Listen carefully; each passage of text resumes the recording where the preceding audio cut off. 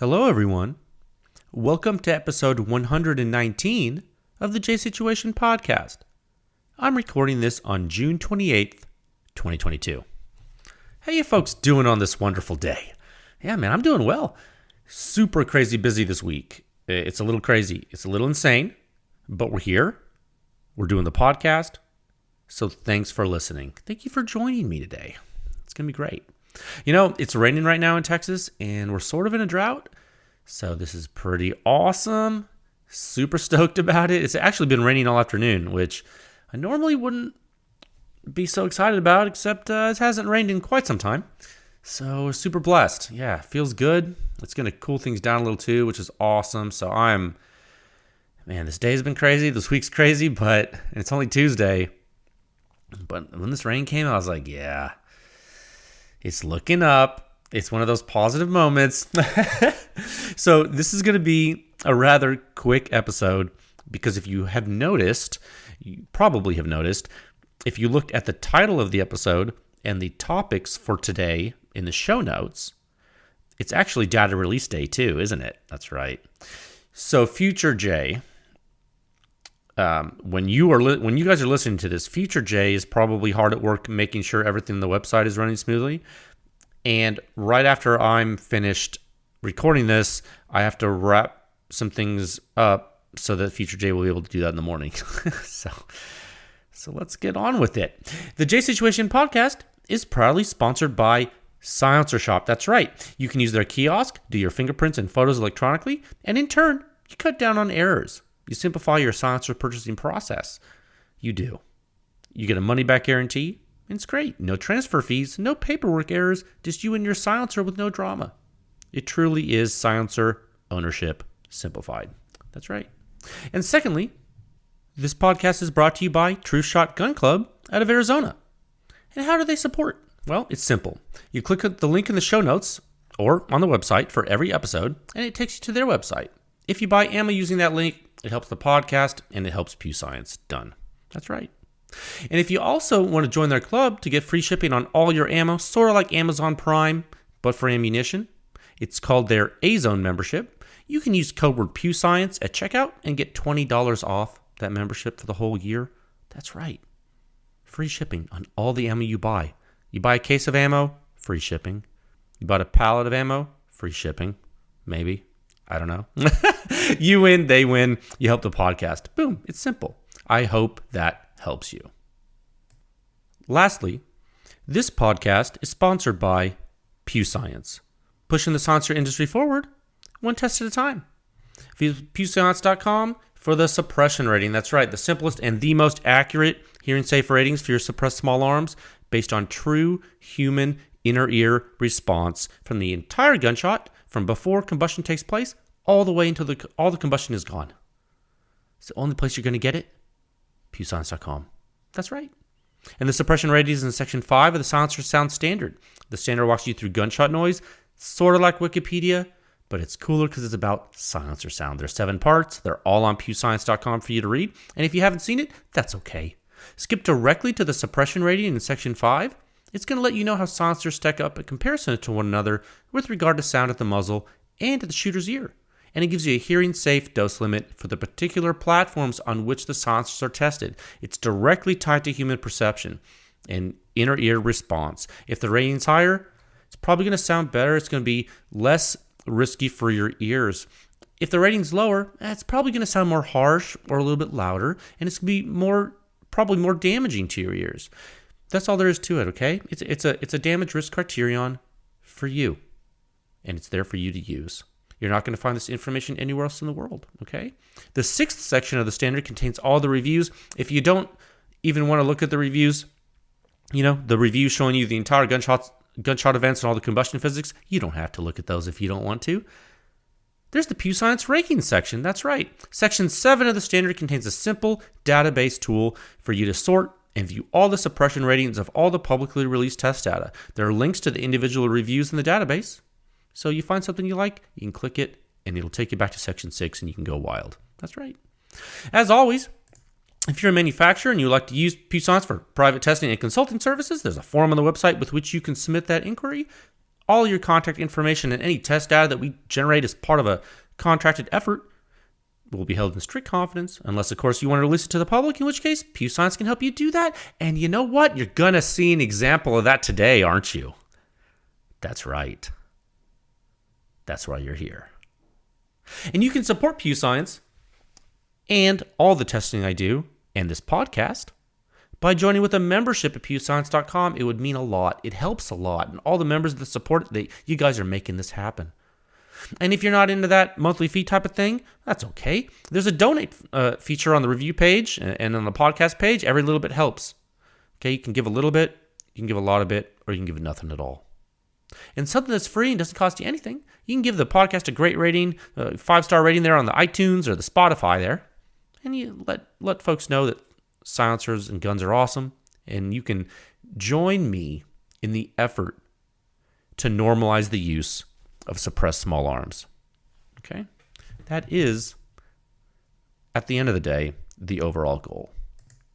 Okay, now I have 3 quick topics for you today that I prepared. We're going to try to get through this expediently, but I don't want to gloss over them because they're all important. Okay? Topic 1, 2 test reports for you today. That's right, with this podcast, unless you're an early bird on the West Coast or in a different time, much different time zone that you guys listen. That does happen. I have listeners worldwide who apparently don't cross the international date line. I don't know where you guys are time traveling from, but I respect your time travel. It just frightens me sometimes.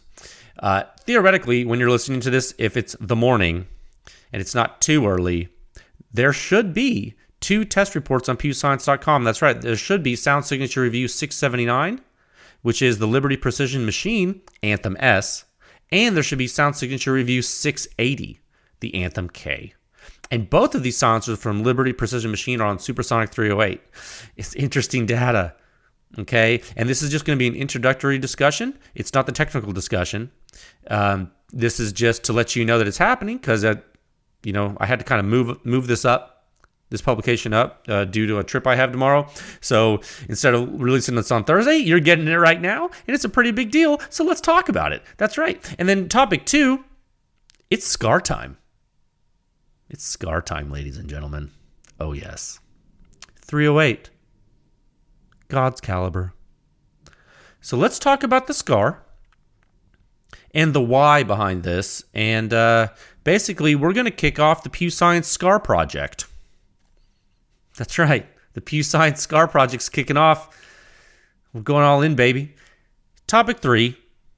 Wonderful testing recently. Frankly, it's been great. And a big thanks to PEW Science clients, new, existing, and future. And big shout out to all the consumer members and general users in the PEW Science community. It's awesome. You guys are getting silencers for all your guns, and it's a joy to see you do it. You're normalizing suppressed small arms. You're all doing it together, and it's great to see. It really is. Okay, let's get into topic 1 at a time of 8 minutes and 28 seconds. All right, let me get a drink of water. 1 second. Okay. I literally, it's one of those weeks where you're like, sometimes I wish I could travel closer to the speed of light so that I could experience time dilation. I feel like we could fit more in the day. I mean, I know we could. It's just the propulsion technology is just not mature. Topic 1, yeah, so 2 test reports right now. They should be, if you're not too early listening to this, these should be live on pewscience.com, Sound Signature Review 679 and Sound Signature Review 680. Liberty Precision Machine, Anthem-S, Anthem-K, both on supersonic 308. This is an introductory discussion. What in tar nation? That's right. What's going on? Who are these people? Where is it coming from? Why are these silencers even here? Down is up is down. Cats and dogs living together under one roof. So I have a trip tomorrow, or when you're listening to this, it's today. Feature J has a trip on Wednesday that I have to attend. I was unable to make the normal release schedule work this week. So with this episode, you're getting 2 articles today. And again, if you are listening to this and the articles are not yet published, it's because you have not yet reached the time step in the space-time continuum in which those reviews are published. So it's not that they aren't published yet, it's just that they aren't published in your time. You see, so when your time intersects with that of the future J, the links in the show notes will work, and the website will have the articles. Until then, traveler, hold your horses, your space horses. No. So 2 silencers, same manufacturer. 2 silencers, same manufacturer. Liberty Precision Machine. You may know these guys for their muzzle devices. I don't know if you've heard of these guys. I mean, you can Google them, I'm sure. So over the past couple of years, that's really what you've been seeing from Liberty Precision Machine. They're making muzzle devices for you folks, right? You know, it's companies like Liberty, like Reardon, like others, that they're making a name for themselves in the space by making these high-quality third-party mounts that you can put into the back of these silencers, the so-called hub mount, the so-called universal mounting system. You know, became popular with the Q Plan B and others. You know, and so then, you know, companies like Liberty Precision Machine came along and were like, we could probably make a pretty high-quality mount solution, and they threw the hat in the ring and started doing it. People started buying them. You know, consumers started getting more options. Competition in the marketplace is good. Yada, yada, yada. Things started happening, right? Yeah.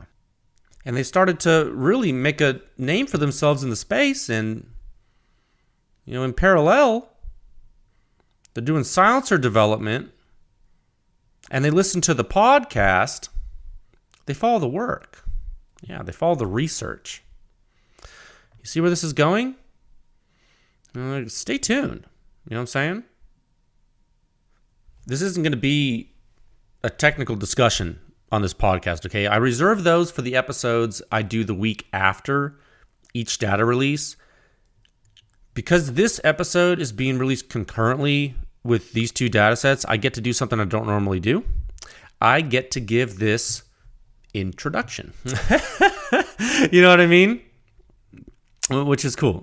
So I will say, these are very exciting data sets, both for Liberty Precision Machine and for PEW Science. Okay?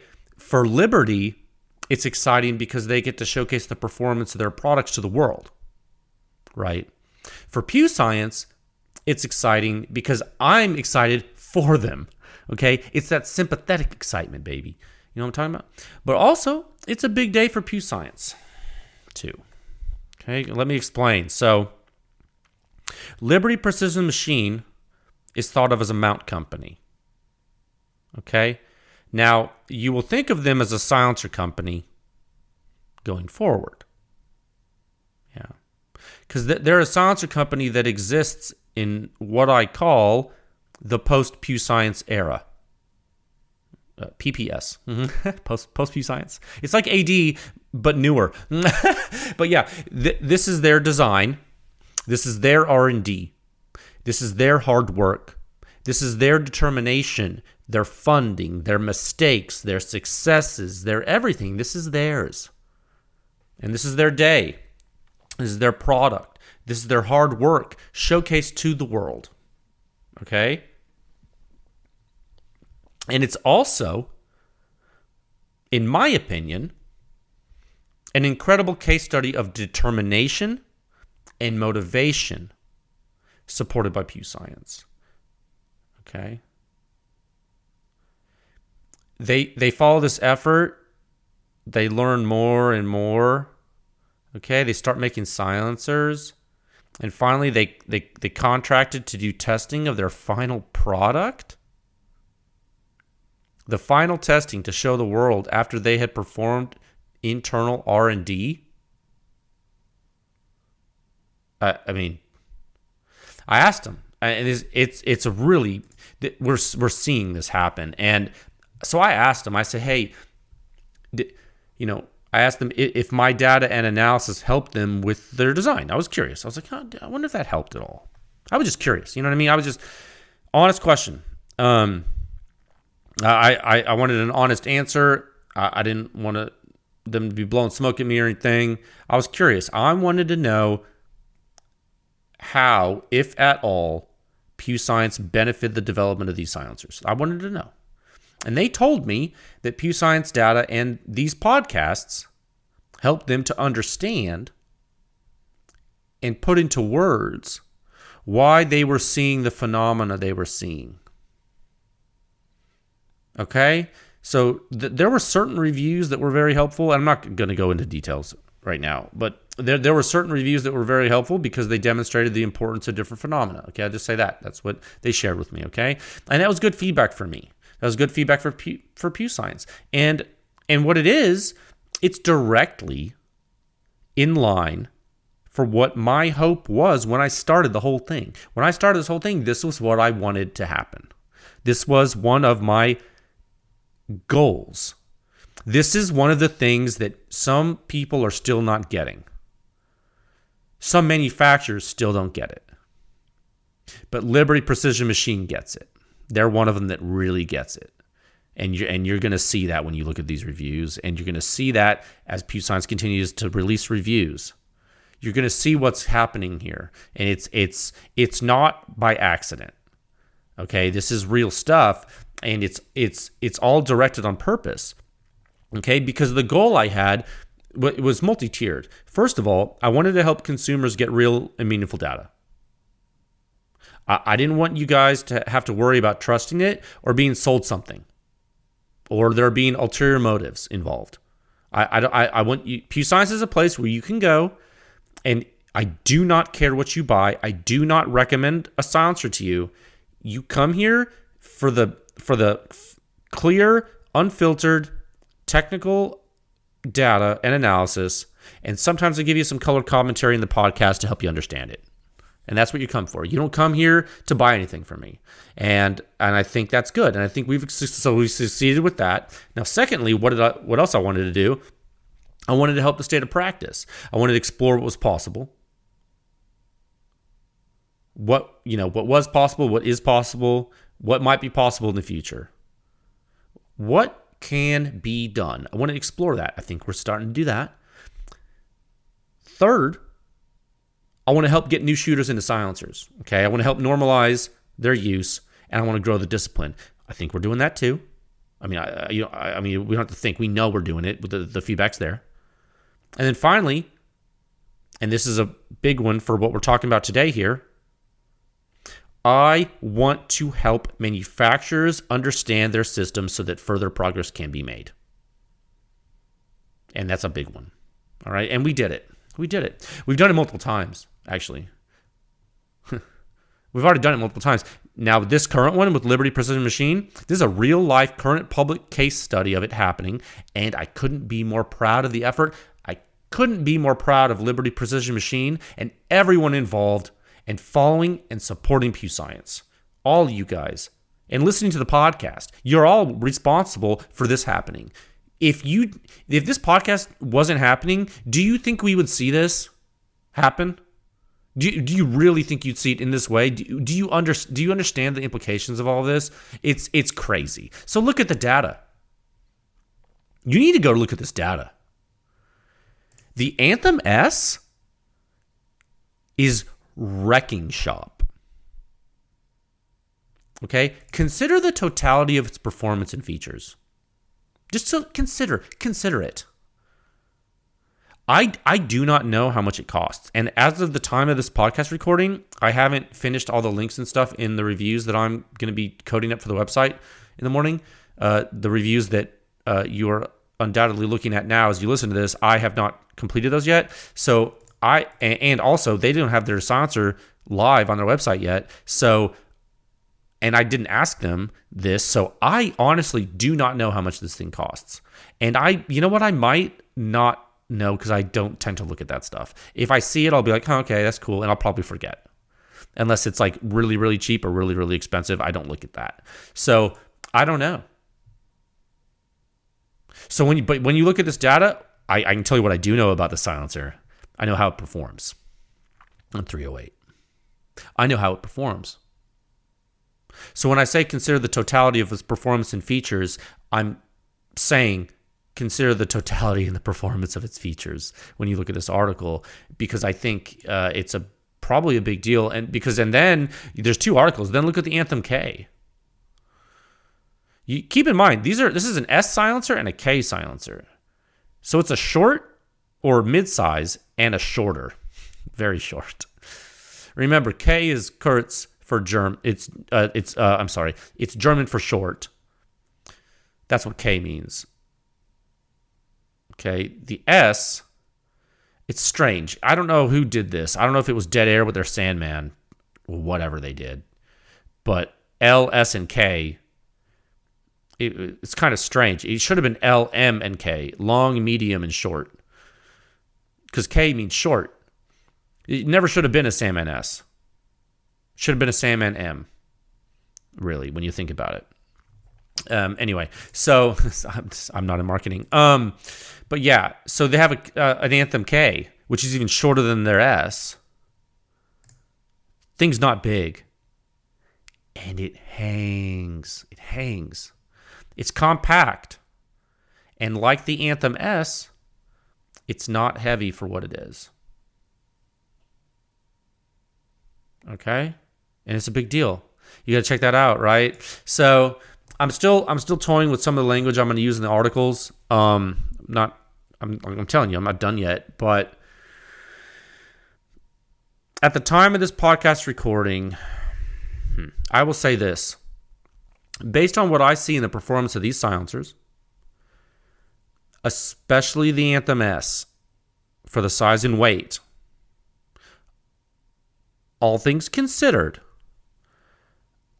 I'm going to call it a next generation silencer, probably.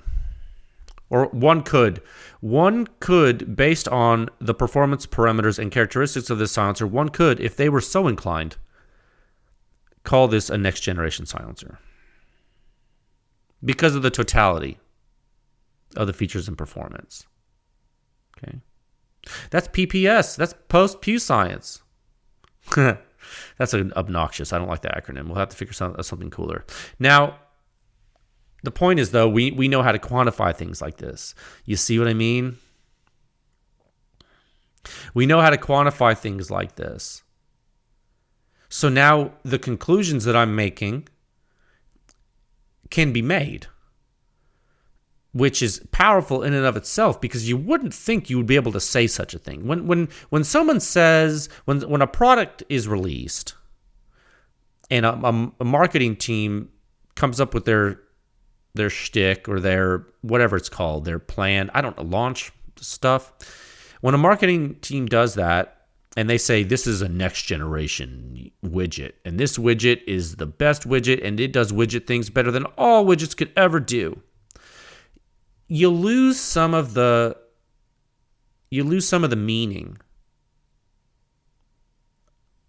into hyperbole, because you get here and every when you talk, like it used to be, and it kind of still is in some circles. You talk to somebody about their silencer that they make, and their silencer is the quietest silencer, and they just make the quietest stuff, and that's what they would say. And, we all learned that that's probably wrong, because no company makes the quietest of everything. We know that now. It's impossible. And so when people say, well, that's a next generation XYZ, I understand how one could be tempted to be like, well, yeah, right, or show me. You know what I mean? Well, when I'm saying it to you, you have to check out the articles. Okay, I don't really know how I'm going to couch it yet in there, but I'm probably going to say it. And I think that all things considered, we're seeing a new crop of silencers pop up, and call it next generation, call it whatever you want. You don't have to call it that if you want, but what you because you can argue with the terminology I'm using, but what you can't argue with is the totality of performance and features. And that's the cool thing, because this is the PEW Science era now. And I was telling that to people that using that term, and I think they thought I was being dramatic. But I wasn't, because that's what we're in now. Okay, so check out the reviews. And I'll say this right now. If you're looking at a Dead Air Nomad and a Thunder Beast Ultra 9, and a CGS Helios QD, and energetic armament Vox S, and a rugged Surge. Liberty Precision Machine's here now. So what you're gonna want to do is you're probably gonna want to buckle up, grab a beer, and check out the data. It would behoove you to do so, because these silencers, that the Anthem-S and the Anthem-K, they're gonna make waves. I'm not selling them. I don't care if they sell one of them. I mean, I would hope just because they're such nice people. I would like them to be successful in their business, but don't get it twisted. I'm not selling these silencers to you, but I'm telling you that I tested them, and I'm pretty certain that these guys know how to build stuff, and now they're making silencers, and the silencers work. So my crystal ball indicates that it's going to be a big deal. So you got to check them out. Now, and I do appreciate your feedback. Please let me know if you have any questions. I'll be back to talk about these. I'll be back to talk about these two silencers next week. Technically, we'll go through them. That's it's way too much to do today. I'm not even finished with the reviews yet. So go ahead and digest, read, digest, let it percolate in your brain.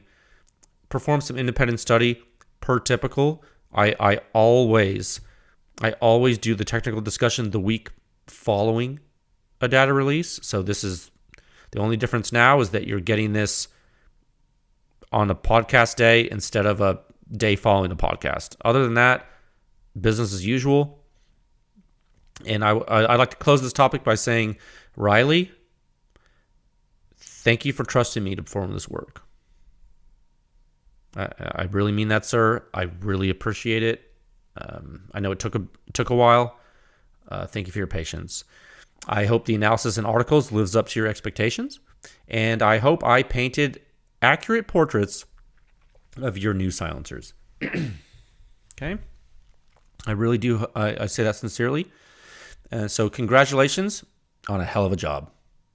You earned it, man. You did. Okay.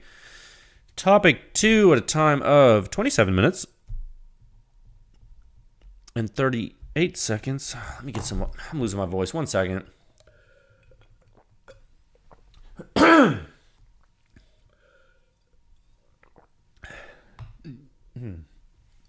had a lot of meetings today. My goodness.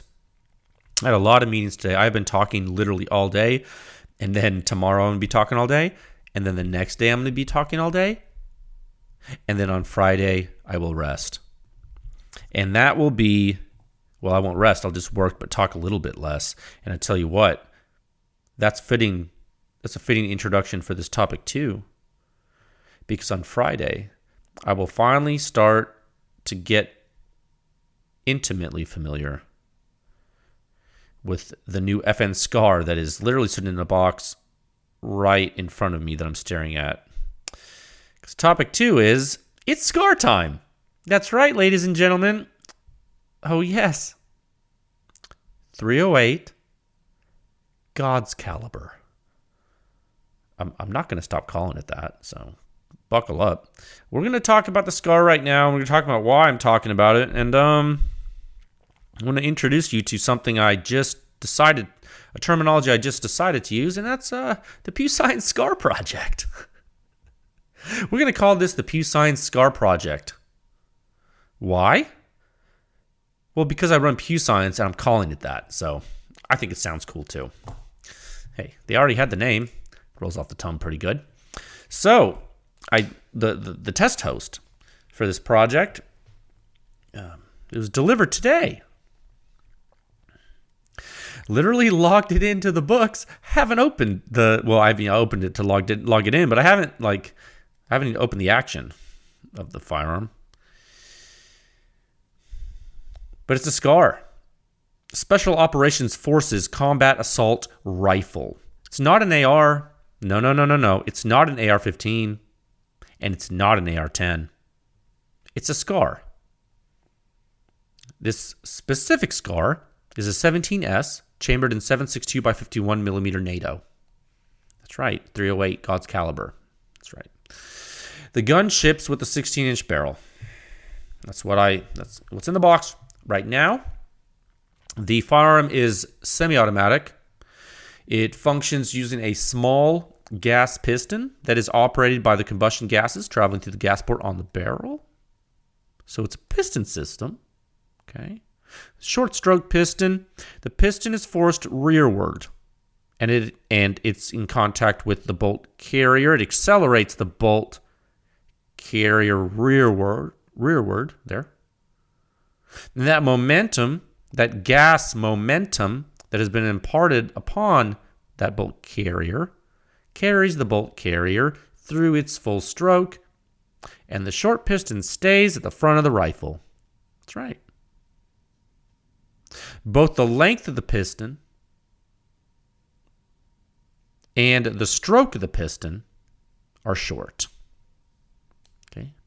This is a short stroke piston. It's a short stroke piston. Double stroke. Double short stroke. You can't triple stab a double stamp, but it could be a long stroke, double stroke. Okay. Unlike the direct impingement system,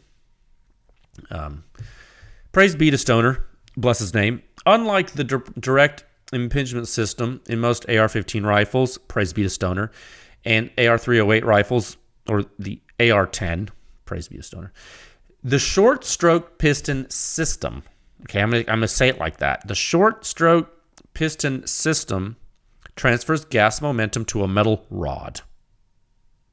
Okay, I'm saying this very carefully to you, and in turn, it transfers momentum to the bolt carrier. Okay. Now there are some little nuanced geometric differences between the direct impingement system and any type of piston system, including long stroke, not short. But the main thing I want you to understand right now, just for this cursory discussion about the SCAR, the main thing to understand here is that the momentum transfer has a middleman. Okay, it has a piston. A piston on a short stroke SCAR is a momentum middleman. Man, you guys, I don't even know if I hope you're paying attention right now, because guess what? You're going to learn all about this weapon. I already taught you about ARs. You should understand how the AR works now. Now you're going to learn how the SCAR works. And we're going to learn together, and it's going to be awesome. You're going to know so much about the SCAR that you're probably going to buy one. When this is all said and done, I would guess. I mean, if you sell enough internal organs, because they're expensive. Now, they are, though, real expensive. The stock configuration of the gun, the gun I purchased. And by the way, just so, and I should say this for the record, because I will, just given what PEW Science has to deal with sometimes, I purchased this at retail price. Okay, this is PEW Science internally funded research project. In fact, it's called the PEW Science SCAR Project. If you remember the topic of this, what we're talking about right now, it is the official PEW Science SCAR Project. And for the PEW Science SCAR Project, PEW Science purchased a SCAR retail. Okay, so this is actually it's a brand new gun that I bought from a gun store. Shout out, Powerful Bowie Outfitters, a PEW Science member dealer in Louisiana. That's right. They shipped it fast too, and I didn't have to pay tax in Texas. So please, if you're gonna look for one, I would buy one there. If you don't live in Louisiana, then we don't have to pay tax. That's awesome. Okay, I mean, y'all, that's a pretty big discount on the gun. Was like $3,500. Okay, this is not a cheap weapon. So the stock configuration of the gun as it comes, this is a SCAR 17. Okay, it's not the 16. The 16 is a 5.56 weapon. The 17 is a 7.62 weapon. The 17 has a 2-position adjustable gas regulator. Okay, And we'll go through all of this. Like, we're going to learn so much together, guys, over the next year or so. This is like the SCAR 17 is not the primary research director of PEW Science right now. This is an internal research project that I am making public. There's a lot of research that goes on at PEW Science that's private. It's just that you just don't see that stuff. This is actually a public internal research project that I'm sharing. I'm going to share the progress about. You can follow it.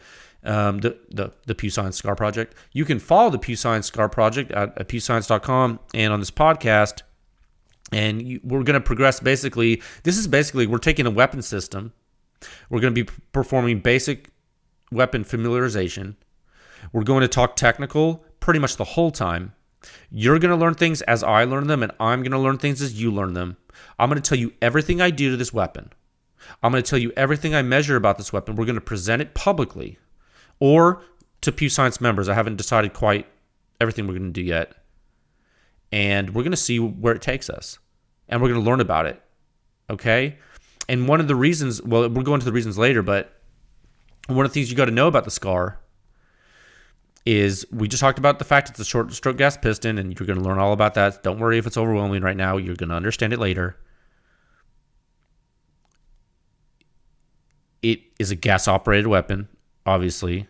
Well, or maybe not obviously. You need to know that what we're talking about is a gas-operated weapon, so it's not direct blowback. A piston system indicates that the weapon is gas-operated. For those of you new to weapon design or small arms, welcome. I'm glad you decided to listen to the podcast. I hope you learned something. This is a gas-operated rifle. It has a 2-position gas regulator. Okay? There's one setting that allows full gas flow into the piston block, such that the gas impulse for the duration of dwell is transferred. Okay? Now, there's another setting that restricts the orifice. Okay? Now, that setting, why would you want to restrict the orifice?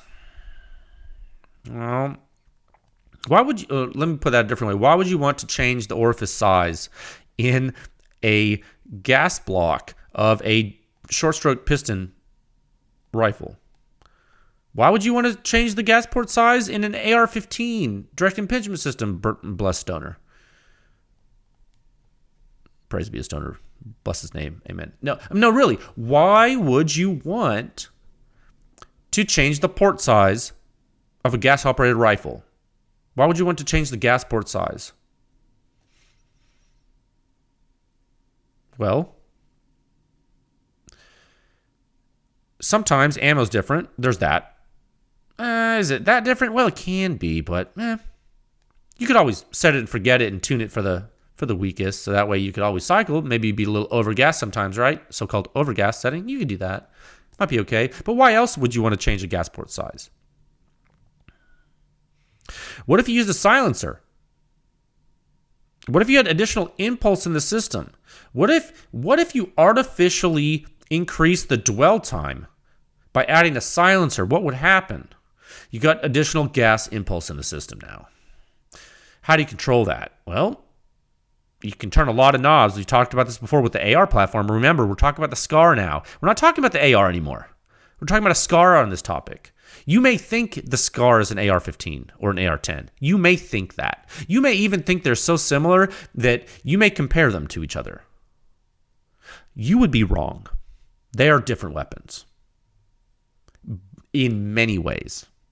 And because of that, I want you to really focus on what I'm saying with regard to the actual technical parameters of the system. We're going back to basics, and you might even have to forget everything you know about the AR. Okay? You got to unlearn it. You got to unlearn some stuff because you're so used to Stoner's system. Bless Stoner. Praise be his name. You may be so used to it, which is okay. But sometimes you got to stretch your legs.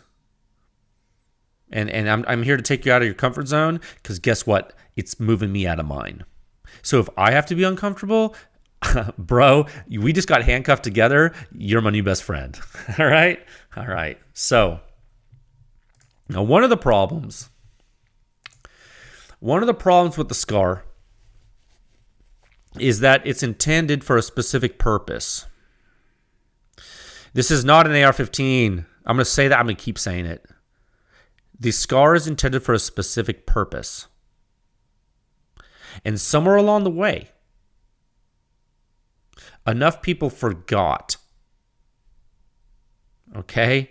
And that forgetfulness, or maybe lack of learning or lack of communication from the product developer to the public, or I don't know what it is. Somewhere along the way, this ignorance, willful or not, combined with misunderstanding of gas dynamics and mechanics, resulted in SCAR starting to break stuff. Okay? Now, the receiver of the SCAR, the registered part, that is, and please, I'm not going to derail this into an ATF discussion with the current rule-making sets. Like, I don't have time to deal with that right now. We're going to talk conventional. The receiver, the registered part of this gun, is the upper. Okay, let me get a drink of water 1 second. It's the upper, and it's all aluminum. Well, you didn't know the SCAR was lightweight? Bro, this weighs 8 pounds with a 16-inch barrel. It's a semi-automatic battle rifle. You feel me? And it's modern. It's probably, and in the trials, was the most reliable rifle. So, yeah, it has an aluminum upper. You can complain all you want to, but it was the result of the SCAR program, and it works. So, okay, but you need to understand.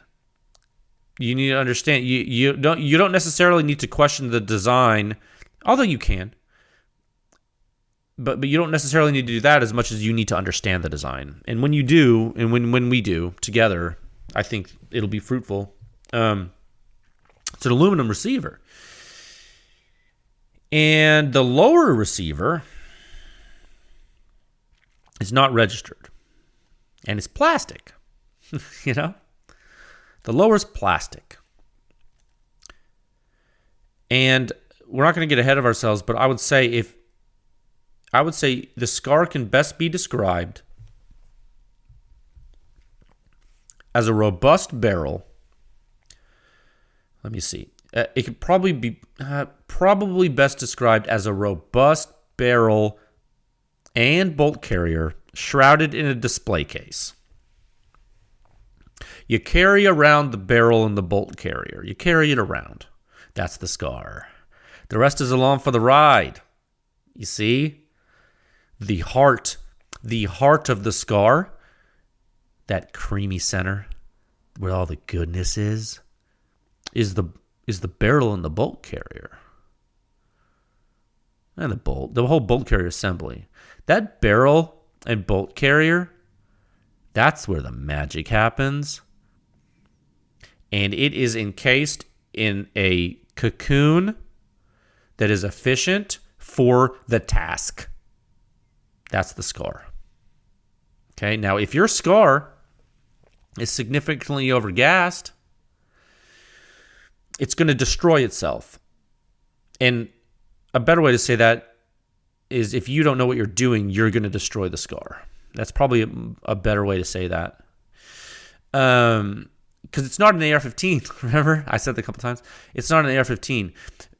You're now at the bleeding edge of performance for the envelope, for the design envelope. You see, you are not building a SCAR in your garage, guys.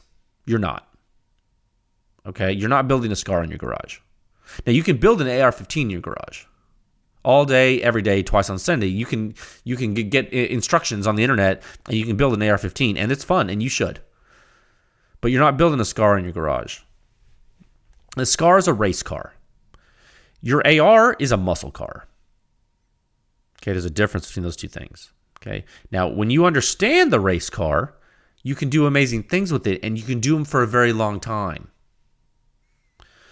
But you gotta know how to drive the car, and you gotta know how the car works, and you gotta hope that you're not building in your garage.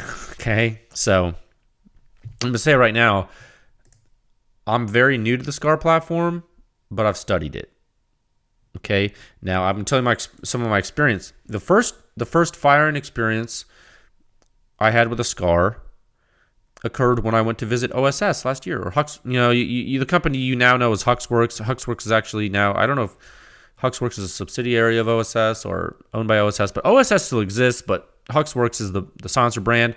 Those guys, the flow-through guys, yeah, went there. Remember, I talked about it in the podcast. Went up to Utah. They invited me. We shared test data.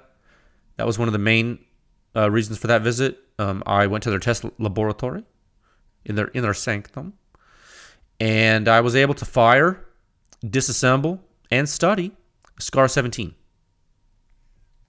Okay, and I took it apart. I messed with it. I shot it suppressed and I shot it unsuppressed. I saw how it worked.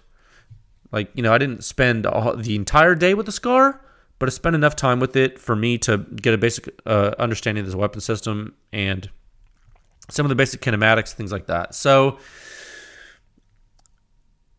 in my personal opinion, I think that this weapon has significant potential, and we just need. But I would qualify the opinion by saying we just need to understand it, and it's incredibly light, 8 pounds, full length barrel, 8 pounds.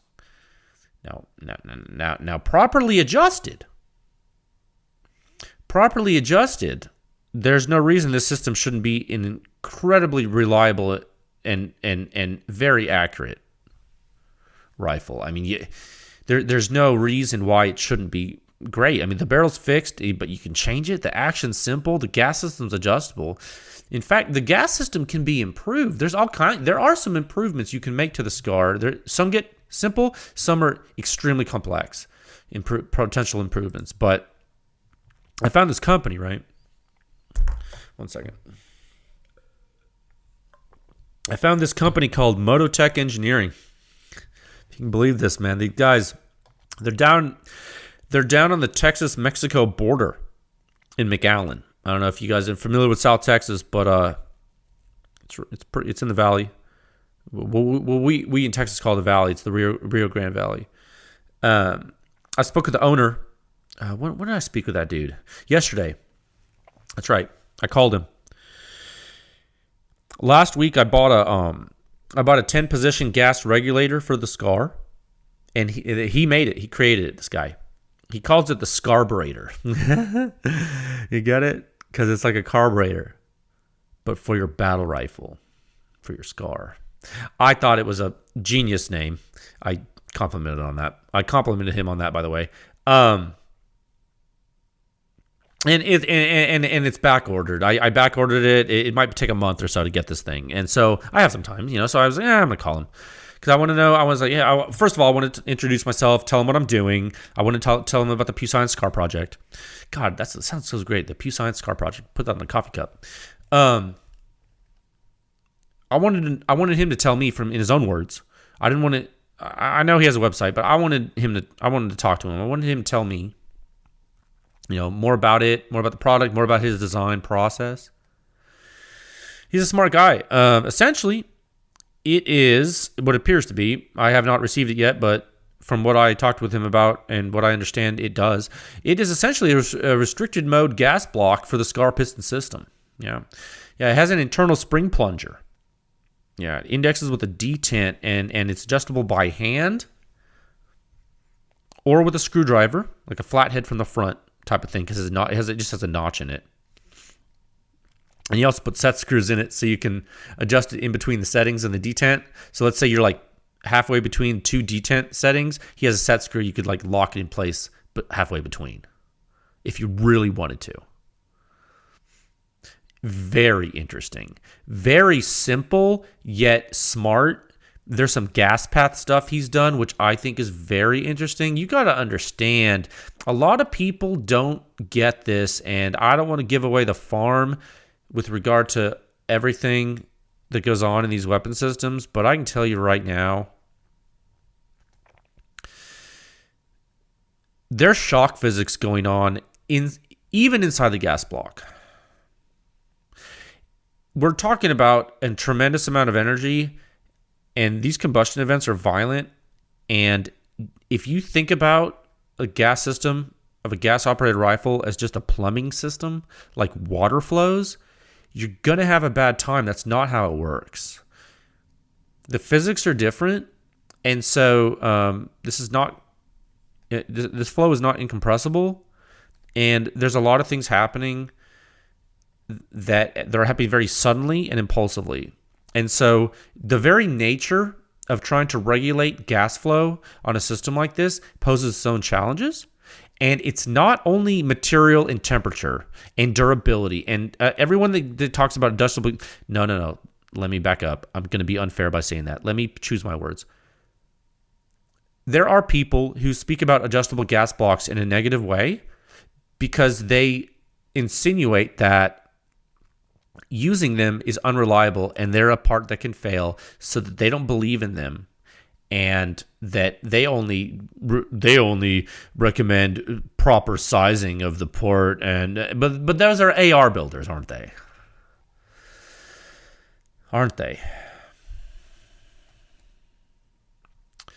The SCAR is not an AR. Okay. So let me tell you this. I got experience using a superlative arms gas block on an AR 308, on a 7.62x51 AR. I've used a superlative arms gas block on that on a 16-inch AR 308 with mid-length gas. I've done that. And I can tell you right now, the difference in gas volume between 308 and 5.56 is non-trivial. I hope all you PEW Science members that are listening, and a lot of you longtime podcast listeners, you know that, man. It's a different animal. When I was doing initial development of PewSoft and later development of the Omega metric, I got data with gas block adjustment for the 308 AR. It is pretty wild. Like when you do small changes on a 308 AR with a gas block, the function changes way more than on a 5.56. Like the resolution is way lower. You have so much lower resolution to dial in even with the superlative arms block. You'll notice it. And it really, you know what it depends on? And this is going to blow your mind. It depends on how close you're getting to the bleeding edge of reliability and the bleeding edge of performance. Because there are some systems, when you move outside a performance envelope, that are not forgiving, and you have a very tight window in which something will work. Now, if you find that window and you get it set right, and the gun's designed around that window, and you leave that window be, it'll run all day, every day, twice on Sunday. That gun's not going to fail. It'll be one of the most reliable systems ever. But you got to know what that is. And if you think you can just play with a system like you play with your AR and with any gun, you're wrong. The AR just happens to be more forgiving than most weapons. And that's why the direct impingement AR system is so great. Praise be to Stoner. Okay? But the AR is not a SCAR. The SCAR is not an AR. Okay? Now, when you look at this Mototech product, it's the most promising system I've seen for the SCAR so far. And I've looked. I did my research. I did my due diligence. I wanted to see what was out there. There's a variety of things you can do. But for on-the-fly adjustment for research purposes, at least, I found that this product was the most promising for my uses for the PEW Science SCAR project. And there's a 3-position gas block that Mototech makes. The factory block's 2-position. The Scarbrator is a 10 position. It's a Scarbrator Gen 3. It's a 10 position, and there's a difference in all of them. Okay, and I plan on letting you know now what these are. So I just want to let you know kind of what systems are out there for it, and what do we have to deal with on this piston gun. Okay, now you should know, and we'll go into this into some of the why on this. Like, why the heck is he talking about the SCAR? Me personally, I have personally been on a quest for a lightweight semi-auto 308 that's reliable for a long time. I've built them I've shot them. You know, I've done it. I built a 7-pound 308 AR. That's a pound lighter than the SCAR. It was 16-inch barrel. It's a pound lighter. It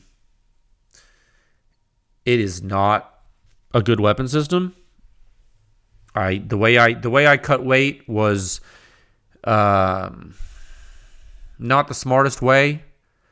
I didn't really put the time into it that I think needed to be put into it, because designing a weapon system like that is a job in and of itself, and that's just when I did it, I just wasn't in a place where I had time to do something like that. So I kind of shelved that project. I actually used that gun for hunting a lot. Killed several things with it. It was okay.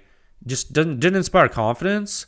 Really wasn't the proper method to make a gun that light. And it just really wasn't proper.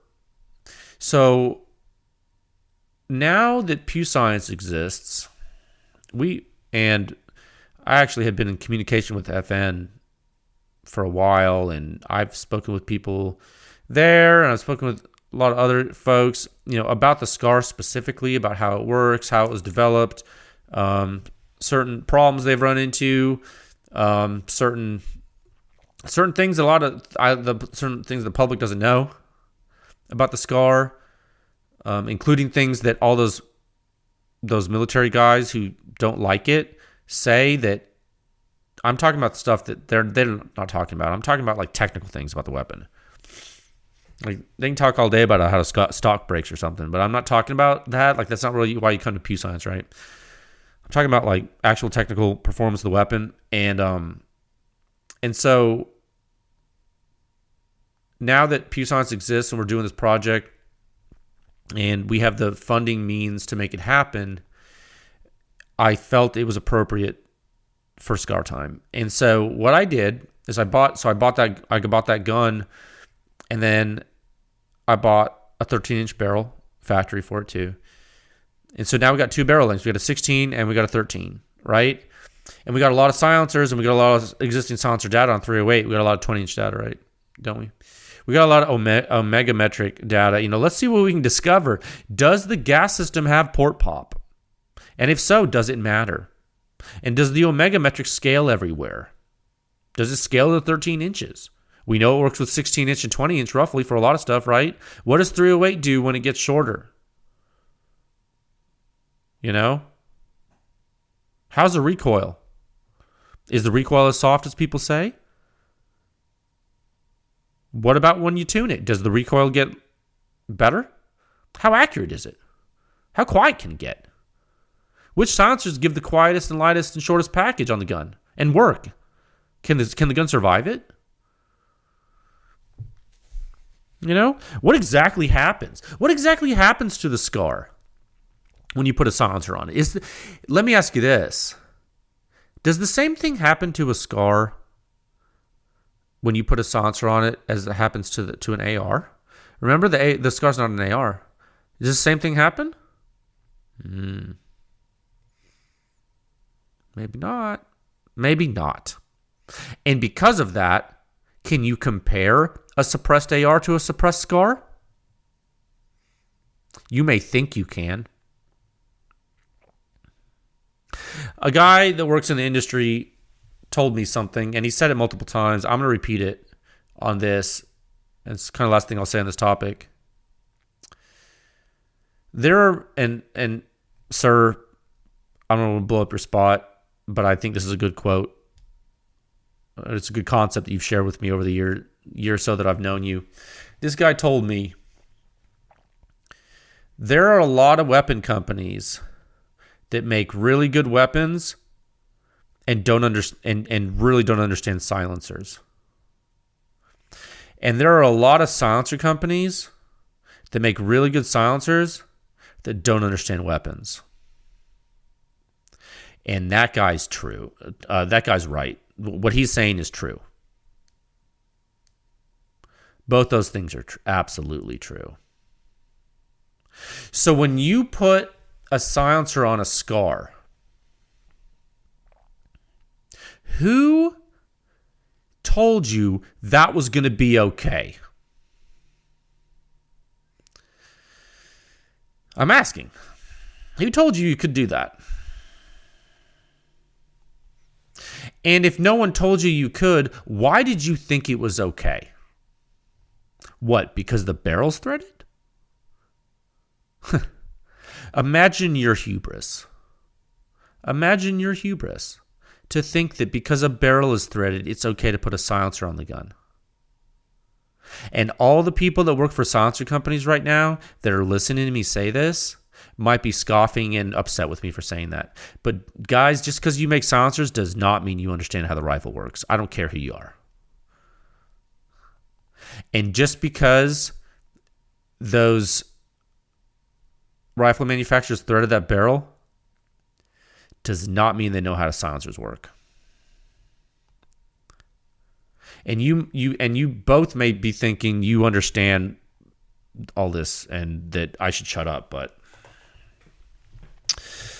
reality shows that you might not be right. So the goal of the PEW Science SCAR Project is to understand the SCAR system, the SCAR weapon system. To the extent that that happens, it will be a success. And I'm here for it. I think you guys should be here for it. And you got to realize, even if you aren't into the SCAR, you're never going to shoot one. You don't have a need for one. It doesn't matter, because one of the final reasons I picked this platform is because it's an adaptable barrel semi-automatic 7.62x51, and we already have bolt action data. We have more bolt action data than anyone in the world for silencers. And now look what we can do with that data. Now you're seeing the fruits of our labor. Stay tuned. PEW Science, that's right. Okay. I'm going to move into topic 3 at 1 hour, 2 minutes, and 2 seconds. Oh, yeah, and it's certainly getting late. Oh, I got a lot to do. Wonderful testing, though. Recently, there has been big thanks to PEW Science clients. Seriously, though, new, existing, future. All the consumer members, all the general users, anybody who goes to the website and checks it out, the PEW Science community, the guys who spread the word, the people listening to the podcast, you're getting silencers for your guns. You're putting silencers on your guns. You are normalizing the use of suppressed small arms. And the test programs we concluded recently, those test programs, some of them, okay, they're all great. Some of them, and several of them, have recently moved into release planning phases. That's right. Every project has different phases, and some of them they want certain data released on certain days and certain times, certain months, and things. And some of these companies who contracted with PEW Science to perform work, they have now moved into release phases. So, what does that mean in plain English? Well, you guys are going to get the data. The public is. So you guys are going to get even more data and analysis from some more manufacturers. That's right. And you're going to like what you see, I think, because there have been some humdingers. Some cool stuff tested recently, in my opinion. That's going to be cool. So I think the effort's working, guys. It is. We've done it. We run this and do stuff for everyone. I say we. I say me. With your help, I run this for everybody. You really got to break it down, right? We're showing you things like cool silencers, cool weapon systems, public research. We're doing behind-the-scenes R&D. We even function as a third-party gut check for the manufacturers now. It's all wrapped up into one. It's community. It's family. Pushing the silencer industry forward, one test at a time, normalizing the use of suppressed small arms. Yeah. For everybody, for everyone, it's PEW Science. That's right. So have a good rest of your week. Check out the data today. The data today, though. I say today for you, future you. I'm gonna be traveling. So if I'm slow to respond, yeah, I'm gonna drop this data like a bomb. If I'm slow to respond, that's why. It's because I'm on travel. And so I'll do my best to keep up with it. Don't sleep on Liberty Precision Machine. Okay, these guys are out here. All right, so take care. Stay safe out there. And we'll be back next week to talk all about this. I will talk with you folks again soon. Okay, bye.